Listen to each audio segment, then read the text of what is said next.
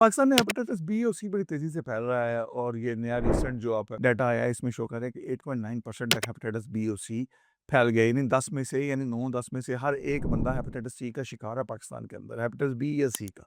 तो ये कैसे फैलता है? देखें हेपेटाइटिस बी कैसे फैलता है? हेपेटाइटिस ज़ाती इस्तेमाल की चीज़ें जिन पे खून लग सकता है, टूथब्रश, नेल कटर, तौलिया, कंघी, ब्लेड ये अलहदा रखें। इंजेक्शन ना लगवाएँ, जब भी आप डॉक्टर के पास इलाज के लिए जाएँ तो उसको बोलें डॉक्टर साहब मुझे गोली दें और टीका सिर्फ़ इस सूरत में लगाएँ जब आपको अस्पताल जाना पड़े तो वहाँ आपको समझाएँ कि बीमारी की शिद्दत ज़्यादा है तो टीका लगे। अदरवाइज़ छोटे-छोटे क्लिनिक्स पे टीके ना लगवाएँ। पाकिस्तान में सिरिंजें लोगों की अक्सर साफ नहीं रीपैक कर देते हैं, इससे हेपेटाइटिस बी और सी फैलता है, तो सिरिंजों से बचें। इसी तरह पाकिस्तान डब्ल्यूएचओ के डाटा के मुताबिक दुनिया में सबसे ज़्यादा पर पर्सन पर ईयर इंजेक्शन लगाने वाली कौम है। सो अपनी इस टेंडेंसी को रोकें और ये हेपेटाइटिस बी फैलने की वजूहत। इसके अलावा जिस्म पे जो हम ये टैटू बनवाते हैं या गुंदवाते हैं जिससे मुख्तलिफ तरह के नाम लिखवा लेते हैं या कोई निशान बनवा लेते हैं, तो इन सुइयों को भी ज़रूरी है कि अगर आपने टैटू बनाना है तो देखें कि सुई नई इस्तेमाल हो, क्योंकि ये भी अगर बॉडी पियर्सिंग वाली नीडल्स भी पुरानी होंगी, रीयूज़ होंगी तो इससे भी वायरस फैल सकता है।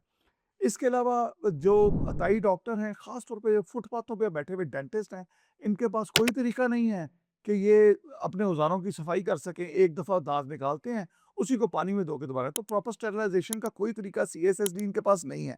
तो फुटपाथ पे बैठे हुए डॉक्टर बहुत ज़्यादा नुकसान करते हैं और वो दाँत तो निकाल देते हैं, लेकिन उनके इंस्ट्रूमेंट्स, इक्विपमेंट साफ़ नहीं होता जिससे वो आपको वायरस लग जाता है। सो कुछ पैसे तो आपके बचते हैं, लेकिन लॉन्ग टर्म नुकसान ये है कि आपको वायरस मिल गया और आगे चल के वायरस ख़राब हो गया, उसके लिए लिवर ट्रांसप्लांट की ज़रूरत पड़ जाएगी। इसी तरह छोटे-छोटे सेटअप्स में सर्जरी में ये चेक करें कि क्या इनके पास इंस्ट्रूमेंट्स स्टरलाइज़ करने का सामान प्रॉपर मौजूद है या नहीं और मल्टीपल सेक्सुअल पार्टनर्स यानी अपनी मियाँ-बीवी के ताल्लुकात जो हैं, वो अगर बीवी के अलावा मल्टीपल ख़वातीन के साथ हैं, तो इसमें भी रिस्क बढ़ता है। सो जीवन साथी तक महदूद रहें। ये एहतियातें करेंगे तो हेपेटाइटिस बी और सी लगने के चांसेस आपको कम हैं।